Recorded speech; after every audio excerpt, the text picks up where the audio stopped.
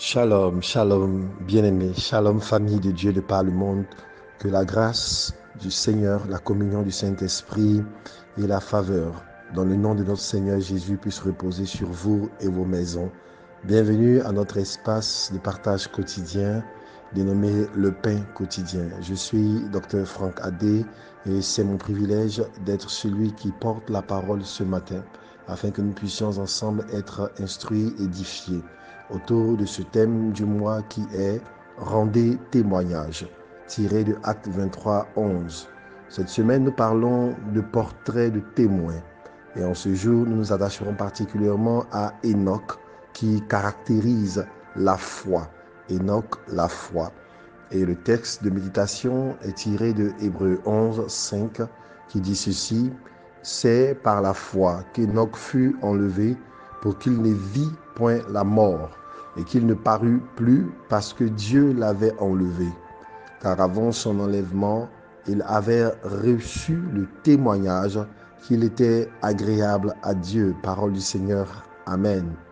Dans cette semaine, comme je l'indiquais à l'entame de ce partage, nous parlons de portrait de témoin. Hier, nous avons été bénis et instruits autour du personnage de Gaius. Gaius qui représentait la vérité. Nous avons été instruits par l'évêque qui nous a fait comprendre que cette vérité-là était le code de vie, l'identité de Gaius. Et nous avons ensemble compris l'importance et le comment de marcher dans la vérité.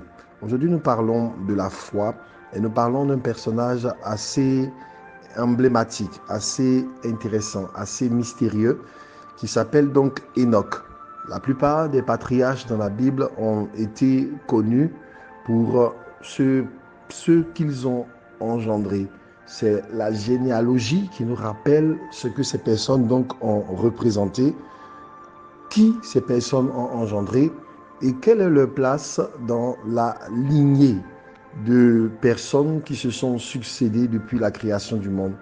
Mais au niveau de Enoch, personnage assez particulier, on se souvient de lui non pas seulement pour les personnes qui sont issues de lui, mais pour son mode de vie, pour sa foi, pour son attachement au Seigneur. Enoch avait un attachement au Seigneur qui était tel, qui était si profond, qui était si beau, qui était si constant, selon que la Bible nous rapporte en Genèse qu'il marcha avec Dieu pendant 300 années. Pendant 300 années.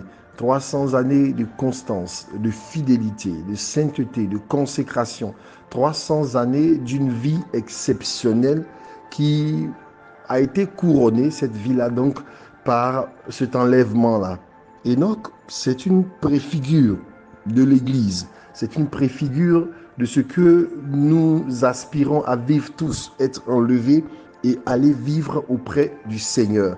Et la Bible déclare que ça a été donc la conséquence d'une façon de vivre, la conséquence d'un attachement, la conséquence d'une vie exceptionnelle, la conséquence d'une vie qui tranchait radicalement avec celle de ceux de son époque, la conséquence d'une vie éclatante de beauté. Et c'est assez extraordinaire parce que la Bible nous présente dans l'Ancien Testament, dans la Genèse, parmi les patriarches, beaucoup de personnes qui ont eu une vie excellente, mais il n'y a eu que Enoch qui a été enlevé, qui n'a donc pas connu la mort et qui est monté avec son corps. Et aujourd'hui, le passage de Hébreux nous permet de comprendre quelle était donc la clé, quel était le fondement de cette vie-là. Et la Bible dit qu'il s'agit de la foi. Bien aimé, la foi, qu'est-ce que c'est? La Bible en donne elle-même la définition, devenue maintenant emblématique pour tous les chrétiens que nous sommes, contenue dans ce même passage d'Hébreux qui dit que la foi est une ferme assurance des choses qu'on espère, une démonstration de celles qu'on ne voit pas. Définition donc tirée de la Bible elle-même, et je suis persuadé que chacun aurait une définition dont il pourrait faire montre sur la base de ce passage-là. Mais je sais que la plupart du temps, si nous voulons résumer, nous présentons la foi comme le moyen d'obtenir les choses de Dieu, ce qui n'est pas faux sans doute, mais ce qui est limitatif de ce que représente la foi. Parce que quand on lit le passage de Hébreux et quand on présente ces personnes-là, modèles de la foi, nous nous rendons compte que la foi ne sert pas qu'à obtenir des choses. Parce qu'au compte de cette même foi par laquelle certains ont obtenu des choses, obtenu des victoires, au compte de cette même foi, d'autres ont obtenu, si je puis m'exprimer ainsi, la mort. D'autres ont obtenu le fait d'être martyrs. D'autres n'ont pas saisi les promesses comme la Bible dit elle-même, mais qui les ont simplement saluées de loin. On comprend donc tout de suite que la foi n'est pas uniquement le moyen d'obtenir les choses de la part de Dieu. La foi pour avoir une voiture, la foi pour avoir une maison, la foi pour avoir une guérison, la foi pour avoir une position, la foi pour avoir quoi que ce soit. La foi va au-delà de l'obtention et de la possession des choses, fussent-elles légitimes. La foi est un mode de vie. Alors nous basculons au travers de la description d'Enoch et de la compréhension de sa vie, du point de comprendre la foi comme le moyen d'obtenir quelque chose, pour comprendre la foi comme un principe de vie qui nous relie à Dieu et qui n'est pas seulement utilisé, qui n'est pas seulement mis en perspective avec l'obtention d'une chose, mais un mode de vie qui façonne justement notre vie, notre être à l'image de celui en qui nous avons foi.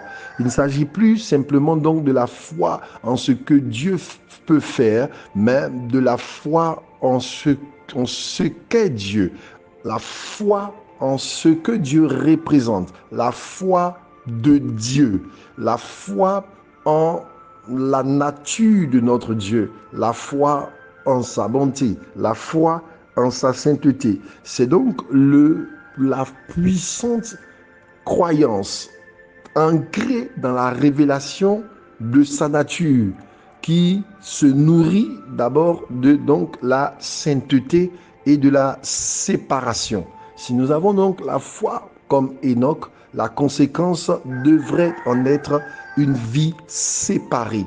La foi donc qui est le fait de voir dans l'invisible. Quelques définitions assez intéressantes ont quelquefois été proposées en définissant la foi en français comme la fenêtre ouverte sur l'invisible ou encore le fondement des œuvres inébranlables. En tout état de cause, ce qu'on ne voit pas n'est pas seulement des choses que ne consiste pas seulement dans les choses que nous attendons, mais c'est la réalité du royaume qui transcende ce que nous voyons. Si nous avons donc la foi, cette foi-là nous attache à celui qui est sa source. La Bible ne présente-t-elle pas le Seigneur comme l'auteur et le consommateur de la foi? Donc cette foi nous projette vers celui qui est sa source et cette foi nous fait vivre la vie de celui qui en est la source. La foi donc, son premier signe ne sera donc plus l'obtention des choses, mais son premier signe sera une qualité de vie. Et la Bible déclare que cette vie-là a une conséquence, c'est que Enoch ne vit point la mort. Enoch ne vit point la mort.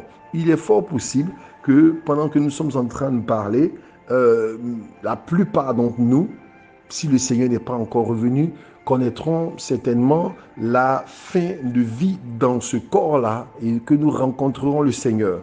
Mais ce sur quoi je voudrais insister, c'est quand même la foi qui fait transcender, n'est-ce pas, notre être sur la mort. Même si nous mourons physiquement, il y a une mort éternelle dont la foi nous préserve. Et c'est en cela que nous voulons regarder l'exemple d'Enoch. Même si vous et moi, il est peu probable que nous ayons cet exemple physique d'échapper à la mort physiquement, nous avons l'assurance par rapport à l'exemple d'Enoch que la foi est un élément qui nous préserve de la mort éternelle et qui nous transporte dans la présence de Dieu. Et la Bible conclut, parce qu'avant son enlèvement, Enoch avait reçu le témoignage qu'il était agréable à Dieu. Nous sommes en train de parler du témoignage. C'est le thème central de cette année des églises Rehoboth. C'est le thème sur lequel nous insistons sur ce mois de l'enfantement. Et nous comprenons donc que le témoignage, ce n'est pas d'abord ce que nous disons, mais c'est ce que nous sommes. Et la foi devient donc l'élément qui fonde notre témoignage parce que la foi, selon Dieu, produit cette qualité de vie. Ma prière pour toi, ma prière pour moi-même, c'est que nous puissions grandir vers la compréhension de cette foi. Cette foi qui ne nous pousse pas à désirer posséder les choses que ce monde peut offrir, fussent-elles légitimes, mais cette foi qui nous pousse à une vie exceptionnelle, cette foi qui nous attache au Seigneur. Que la bonne main de l'Éternel soit sur nous, qu'il nous fortifie, qu'il nous accorde sa grâce et que nous puissions recevoir le témoignage qu'Enoch avait reçu en son temps.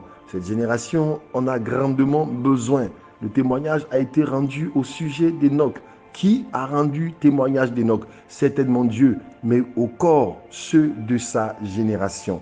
Parce que même si des personnes n'arrivent pas à vivre comme Dieu veut, ils sont capables encore de discerner le genre de vie que Dieu veut. Ne dit-on pas que les plus grands témoins de la vérité dans la vie des enfants de Dieu sont quelquefois ceux qui ne sont pas chrétiens, qui savent quelquefois mieux que les enfants de Dieu comment devrait vivre un enfant de Dieu, même s'ils n'ont pas choisi de vivre selon ses standards. Que notre vie rende ce témoignage-là à toute personne autour de nous, que cet homme, que cette femme est agréable à Dieu, à une vie différente. Bénédiction sur vous, au nom de Jésus. Amen.